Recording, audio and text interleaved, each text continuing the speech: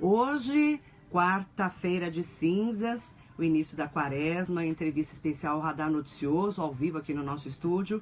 Agradecer a presença do Bispo Diocesano de Mogi das Cruzes, da nossa região do Alto Tietê, Dom Pedro Luiz Stringini. Vamos falar da campanha da Fraternidade 2017, vamos falar de quaresma e muito mais. Muito bom dia, Bispo, é um prazer recebê-lo. Bom dia, Marilei, bom dia, ouvintes. Um dia abençoado para todos, uma quarta-feira de cinza muito feliz, com Deus para todos. Quarta-feira de cinzas é um dia muito importante para a Igreja Católica, não é, Bispo? Qual que é a simbologia do início dessa quaresma? É muito importante, sim. A Igreja tem um ritmo na vida litúrgica durante o ano. A gente chama de ano litúrgico. Começa em dezembro com o Advento, depois vem o Natal, depois vem um pedacinho do tempo comum e depois entramos na quaresma, 40 dias. Depois vem os 50 dias da Páscoa e depois o tempo comum.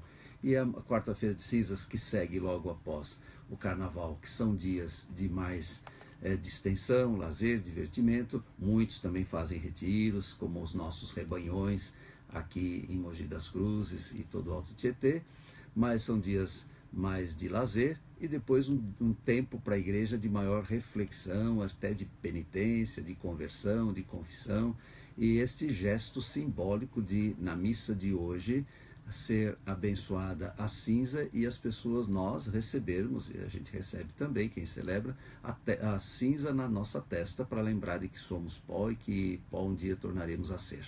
Quarta-feira de cinzas. O que é essa cinza que a gente recebe? Que às vezes a pessoa que não é católica, ou até mesmo católico, não sabe o que é. Sobretudo o Antigo Testamento tem muito esse gesto como um gesto de penitência, de conversão e de humildade. Nós não somos nada, nós somos pó, e por isso vale a pena a gente fazer o bem, vale a pena a gente aproveitar bem o tempo para ser feliz e para ajudar as pessoas, para praticar a caridade. Hoje o Evangelho vai falar, Jesus no Evangelho hoje à noite na missa, aliás, à noite não, desde de manhã, todas as missas, do jejum, da esmola, da oração, ou seja, tempo também de recolhimento, tempo de reflexão. E do ponto de vista religioso, claro, é tudo isso, mas também do ponto de vista humano, até do ponto de vista psicológico, nós também temos na nossa vida os ritmos, não estamos sempre na euforia, tem os momentos de maior reflexão que nos ajudam a nos sintonizarmos conosco mesmo, com Deus e com os outros. A quaresma, Bispo, é um momento de simbologia para chegarmos no momento da Páscoa, né? Que é o auge realmente da igreja, né? Que é Jesus Cristo. Como que a gente tem que chegar até lá, principalmente para as pessoas que seguem realmente a religião católica? Isso mesmo, 40 dias lembram os 40 dias que Jesus ficou também em jejum antes de começar a sua missão, ou seja, como que ele estivesse se preparando espiritualmente, humanamente, com as forças para depois seguir a sua missão. Então, os 40 dias lembram esses 40 dias de Jesus no deserto, quando ele foi tentado, inclusive pelo diabo também. Ele também teve a tentação de desviar o caminho, de ir para outro caminho, de não ir para frente, de não assumir tudo aquilo que ele tinha como dificuldade, inclusive da missão, mas ele vence as tentações, ensinando-nos a vencermos também as tentações do dia a dia e a prosseguirmos. E é difícil vencer as tentações, não é, Bispo, nessa nossa vida tão atribulada, difícil, né? Desemprego, a gente está em crise, a gente espera que o Brasil melhore nesse 1º de março, começando, né? Depois a gente fala que o Brasil começa depois do Carnaval, né? Tomara que realmente seja um ano melhor.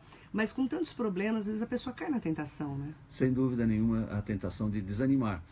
Viver em família não é fácil, é tão bonita a família, mas não é fácil também. É fácil. Conviver, né? Conviver, viver na sociedade, a sociedade também tem regras, vê que tem gente que não gosta de regra e na vida social é preciso de ter as regras também. Imagine se numa cidade, na vida urbana, cada um pudesse fazer o que quer, né? Temos limite de velocidade, temos limite de onde se pode entrar, onde se pode estacionar, onde pode ir, onde não pode.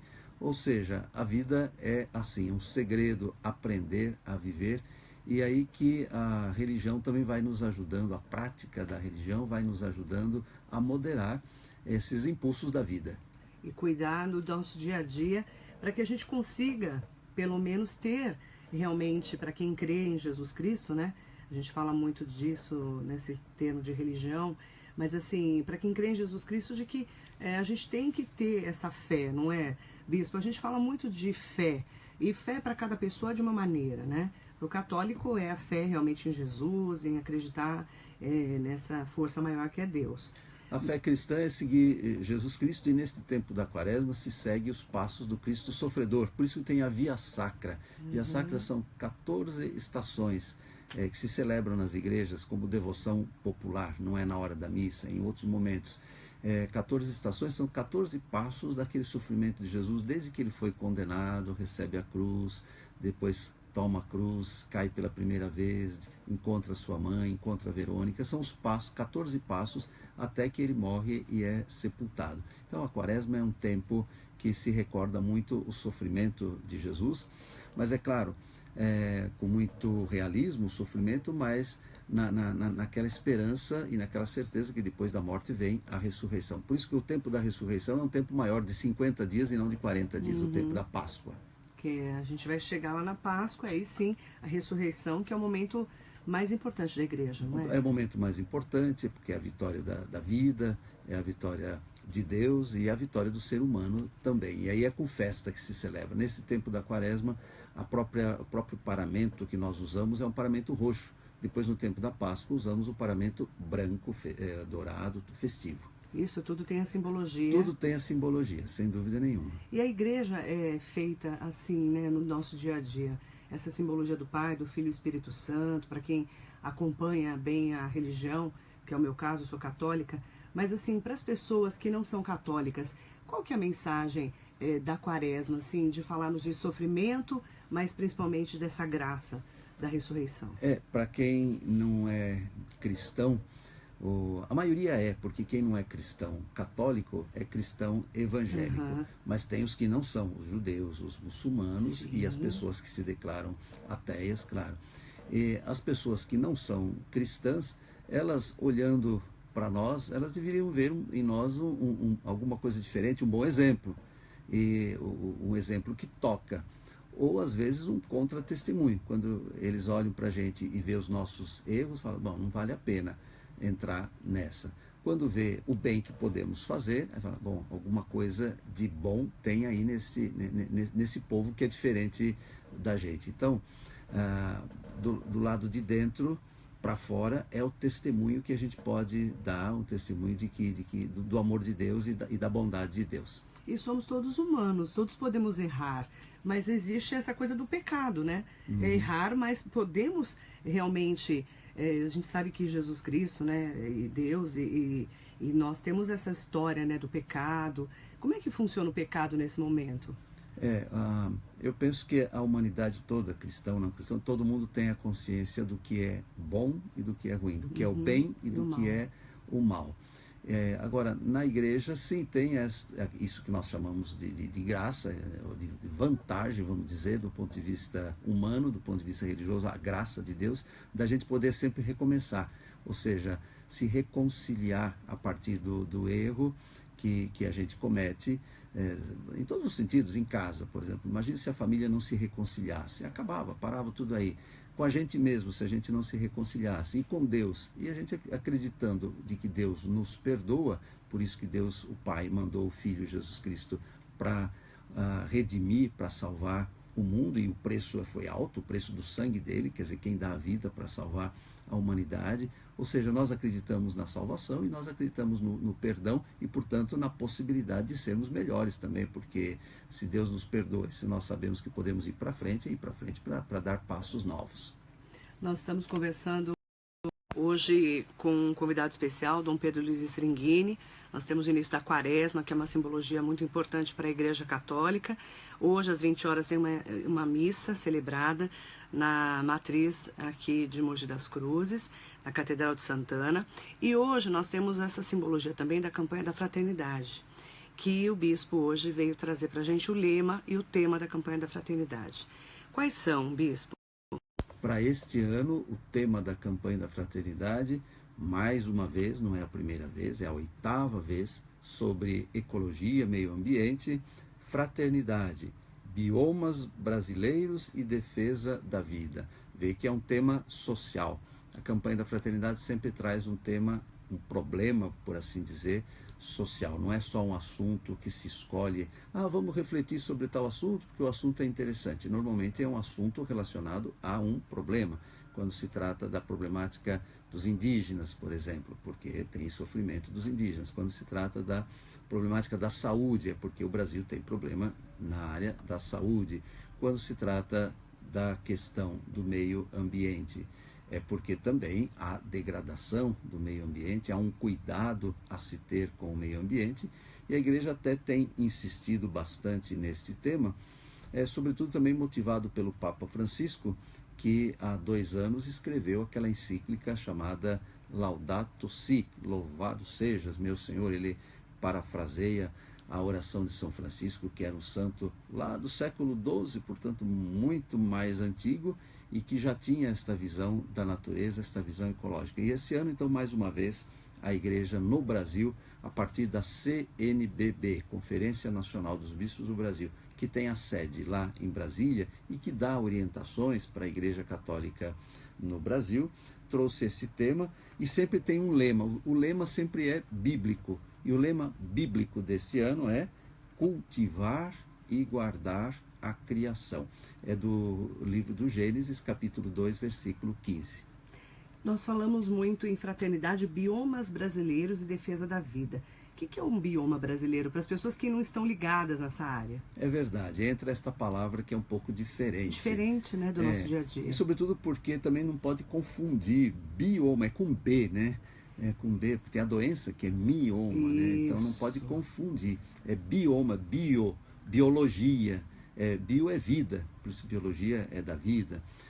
Biólogo, biópsia, né? Tudo que é bio é da vida. Bioma, então, o conjunto dos seres vegetais, animais, humanos, é todo o conjunto da vida. É a vida que se expressa num determinado lugar e que pelo clima, pela cultura, pelos povos, toma características.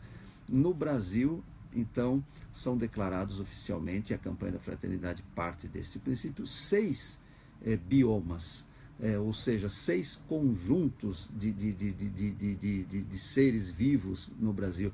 O bioma da Amazônia, e sobretudo o que marca, o que visibiliza um bioma é a floresta, ou é a mata, é a vegetação, exuberante ou diferente. Então pega a Amazônia, é um. Depois no Nordeste é diferente, Caatinga, cactos, menos vegetação mais rústica, da seca, isso é Nordeste. Depois vem a do Pantanal, no Mato Grosso. Depois vem aqui do estado de São Paulo, não só, mas também onde nós estamos, que é a Mata Atlântica. Depois tem no Centro-Oeste o Cerrado, que é outro tipo de vegetação. E depois tem no Sul os Pampas. Então, 6 tipos de biomas. Aqui no nosso, da Mata Atlântica, tem também os manguezais que são considerados, mas está dentro da Mata Atlântica. A Mata Atlântica, ela é a vegetação que nós temos e que nós aqui na região do Alto Tietê temos até em abundância, mas aqui em abundância, mas no Brasil todo ela está se acabando. Por isso que nós temos que preservar a Serra do Itapetí, por exemplo, temos que preservar a Serra da Cantareira, a Serra do Mar, porque nós, sobretudo quem é daqui mesmo, quem nasceu aqui, vive aqui, às vezes não se dá conta desta beleza, desta riqueza que em outros lugares do país, até do estado de São Paulo, não tem. Eu vivi 3 anos na região de Franca. Lá não tem essa mata bonita que nós temos aqui. Primeiro porque lá já é uma passagem, é o norte do estado, já é uma passagem da Mata Atlântica mais para o Cerrado, já é mais Cerrado do que Mata Atlântica.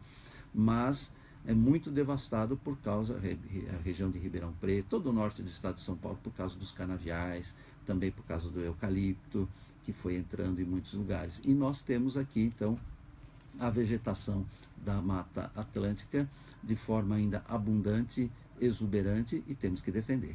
Então, quando a gente fala em vários pontos do Brasil, né, são 6 temas, são 6 regiões diferenciadas, em que a igreja, em cada uma dessas áreas, a igreja trata de uma maneira. Como é que a igreja lida com essa campanha da fraternidade, levando a mensagem?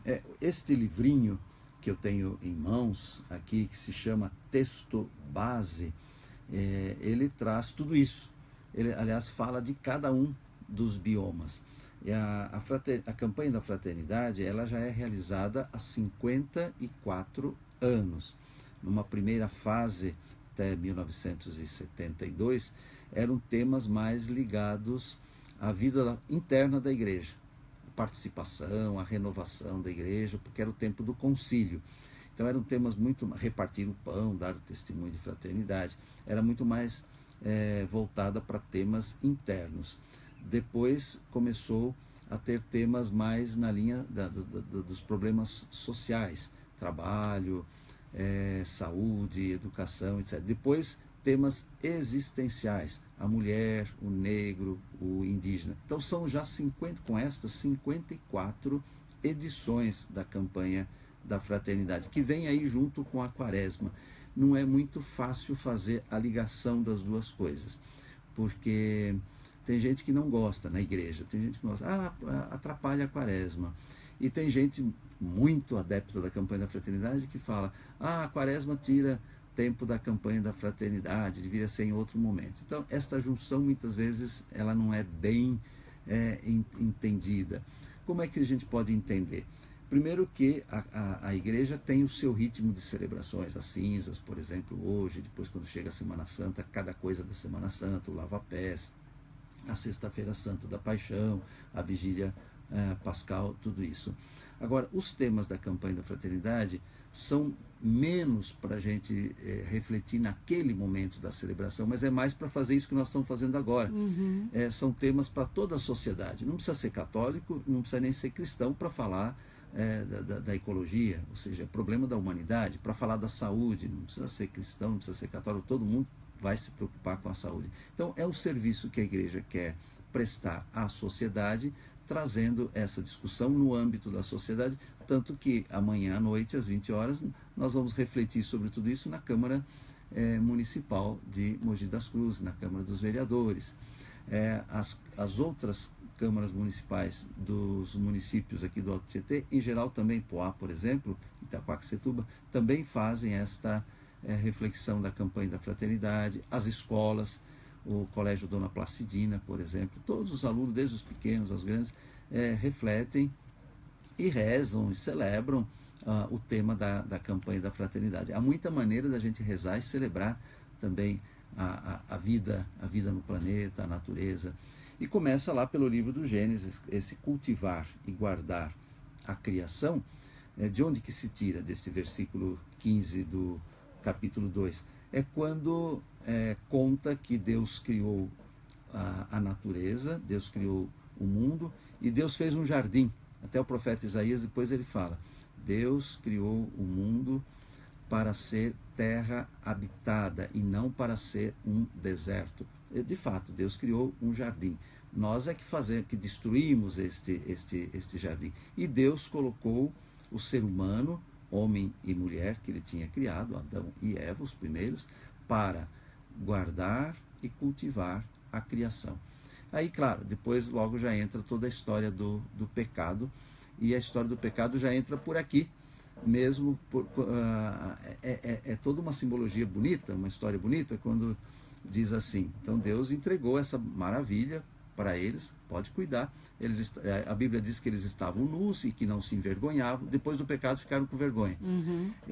Mas antes não estavam nus, e Deus passeava com eles no meio deste jardim, e eles estavam lá para cuidar. Porém, diz o texto, eles podiam comer de todas as frutas, árvores frutíferas, água, tudo bonito, do jeito que a gente quer que seja a natureza. Tinha também a árvore da vida e tinha também a árvore do conhecimento do bem e do mal. Só dessa que eles não deveriam mexer, e é exatamente nessa que eles foram mexer. E a gente fica perguntando, mas por que podia tudo e não podia dessa? De fato, limites existem. Existem limites na nossa vida social e existem limites também no uso da natureza.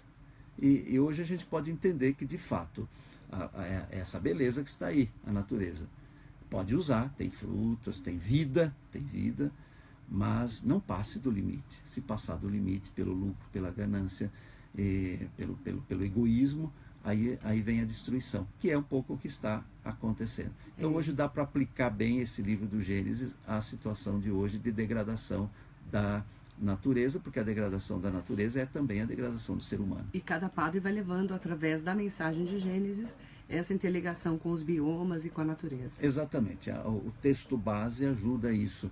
A campanha da fraternidade, ela sempre trabalhou, refletiu a partir do método ver, julgar e agir. Primeiro, olhar a realidade. Se é a realidade ecológica, vamos olhar a realidade ecológica. Se é a realidade da saúde, vamos olhar a realidade da saúde. Se é a questão... Esse ano, por exemplo, porque não dá para pôr mais de um tema, e os temas são escolhidos bem antes. Este ano, por exemplo, um tema que seria muito propício seria o tema das prisões. Olha aí, que foi um grande problema desde o começo do ano. Que é um grande problema, que tem sido desde o começo do ano. E que a igreja é muito envolvida, não é? Muito envolvida através da pastoral carcerária. E, então, um outro tema que este ano seria importantíssimo é o tema das prisões. Já houve uma campanha da fraternidade. Cristo liberta de todas as prisões. Eu me lembro. A fraternidade e os encarcerados. Alguém pode até dizer, é um problema até maior hoje do que até o problema ecológico. A gente nem sabe qual que é maior, qual que é menor. Todos são grandes. Problema, né? Tantos problemas, todos são grandes. Mas este ano, então, mais uma vez, repito pela 8ª vez, porque o ano passado também a campanha da fraternidade era do ponto de vista ambiental, que era o saneamento básico. Era o saneamento Nós falamos muito sobre isso. Falamos muito. Em 2011, a vida do planeta Terra. 2004, água, fonte de vida. Então já são 8. Começou em 1979, por um mundo mais humano. Preserve o que é de todos. E assim vai. Enquanto o bispo toma uma aguinha, dá um espacinho para o bispo tomar água, fica à vontade, bispo, para a gente poder dar uma respirada. Eu quero, para a gente fechar essa entrevista especial hoje com o bispo Dom Pedro Luiz Stringini, falar um pouquinho sobre a sua saúde. Há 4 anos ele está aqui em Mogi. Ano passado a gente ficou meio preocupado com a saúde do bispo. A gente tem alguns padres que estão doentes, que a gente também fica preocupado. E aqui estão chegando mensagens perguntando como é que está o padre Dorival e o padre Vicente também. E eu gostaria que o bispo comentasse, então, sobre a saúde dos nossos párocos, né?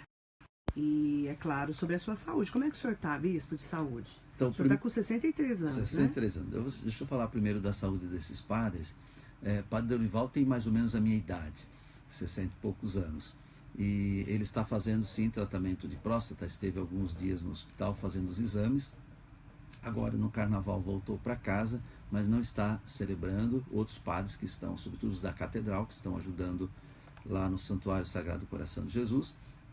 E ele deve voltar para o hospital, lá em São Paulo, para completar os exames e fazer todo o tratamento que for necessário. Não sabe o que ele tem ainda, né? A partir do resultado dos exames. Ele está se tratando da próstata, o padre Dorival. Então está, sim, em tratamento. Não está podendo, nesses dias, ter as atividades normais.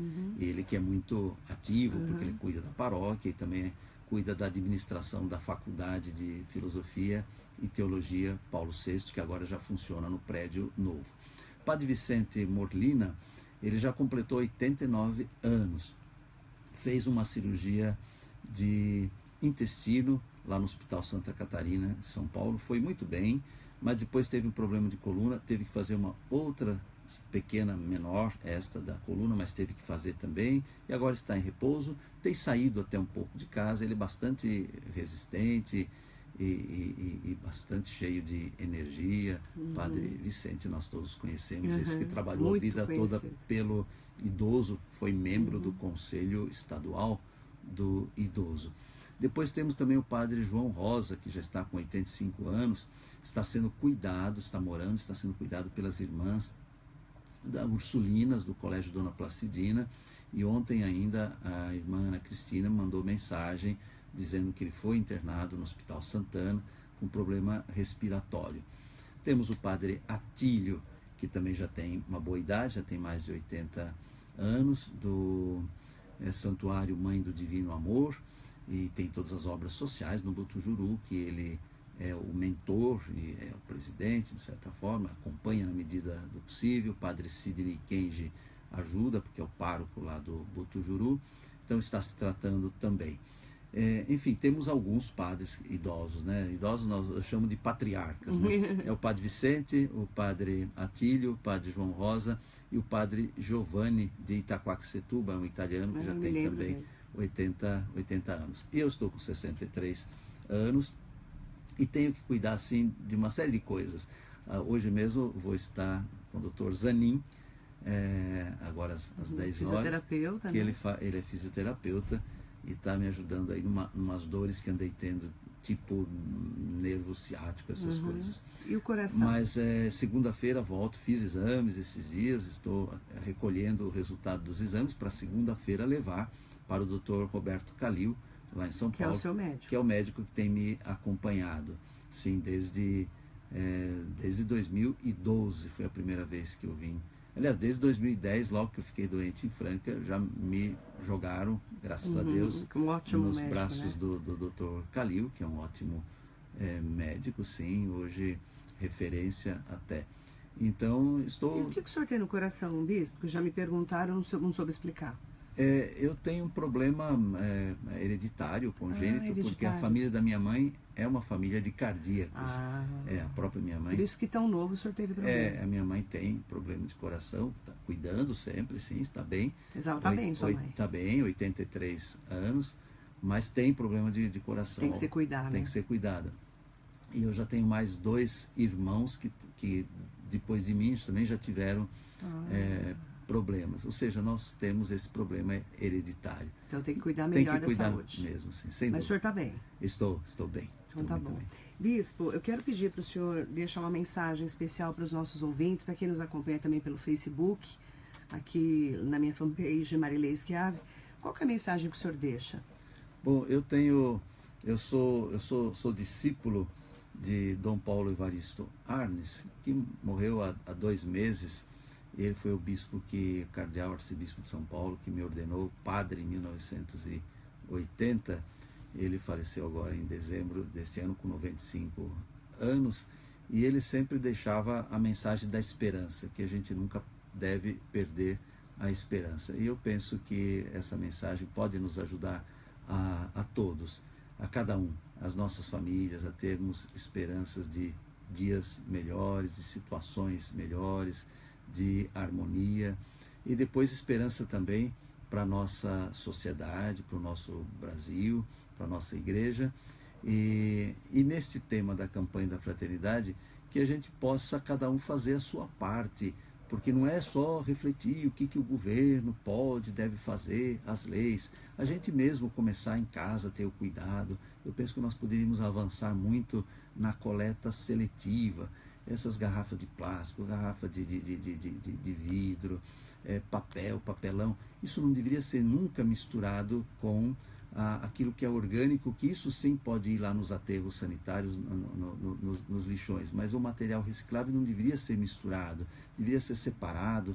Aqui em Mogi acontece a coleta seletiva, acho que muito incipiente ainda, parece que coleta cerca de 6 a 7%, é muito pouco, para chegar no 100% está longe, mas não depende só do governo, depende de cada um de nós fazermos esse trabalho. Isso para falar dentro da campanha da fraternidade, mas que a gente possa sim ter esperança, e acho que a gente tem que, toda a sociedade tem que rever um pouquinho.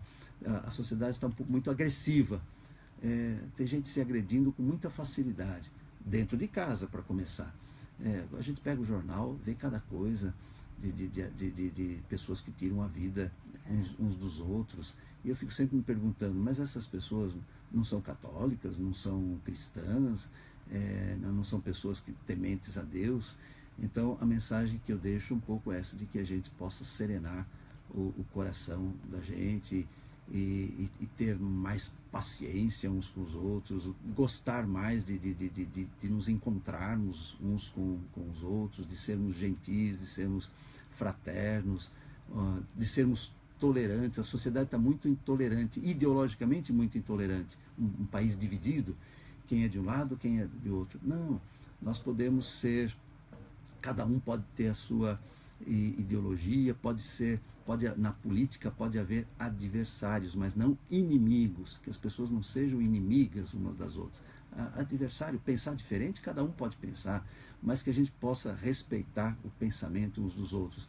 Na religião, isso se chama ecumenismo, a gente poder dialogar com quem não é da nossa religião, por exemplo. Tanto que a campanha da fraternidade, mesmo de 5 em 5 anos, realiza não a Igreja Católica sozinha, mas junto com outras igrejas, com igrejas cristãs do CONIC, do Conselho Nacional de Igrejas Cristãs. São 7 igrejas que participam deste Conselho de Igrejas Cristãs. Então, no ponto de vista religioso, o ecumenismo, do ponto de vista social, a compreensão, a tolerância, podemos ser adversários, mas nunca inimigos. Ou seja, eu acho que Deus vai habitando os nossos corações. Eu desejo um dia muito feliz e um tempo muito feliz para todos. E agradeço a você, Marilei, por esta oportunidade e saúdo a todos os ouvintes. Muito obrigada, Bispo. Que tenhamos realmente muito mais tolerância. Eu concordo com o senhor. Estamos muito intolerantes, né? As pessoas estão com o coração muito duro ultimamente, eu concordo. Quando a gente fala de crimes aqui na rádio, muitos a gente fala, meu Deus, onde estava, né, o coração dessa pessoa, né? Onde estava Deus, né, nessa vida? E a gente sente falta muito desse ser superior, né? Muitas vezes as pessoas estão muito duras, eu concordo com o senhor. Então, obrigada pela mensagem, obrigada pela entrevista. E hoje à noite, então, tem missa. Às 19h30 na Catedral. Deus abençoe a todos. Obrigada, viu? E amanhã tem o início da campanha da fraternidade na Câmara Municipal de Mogi. Obrigada, Bispo. Obrigado, Marilei. Uma ótima quaresma para o senhor.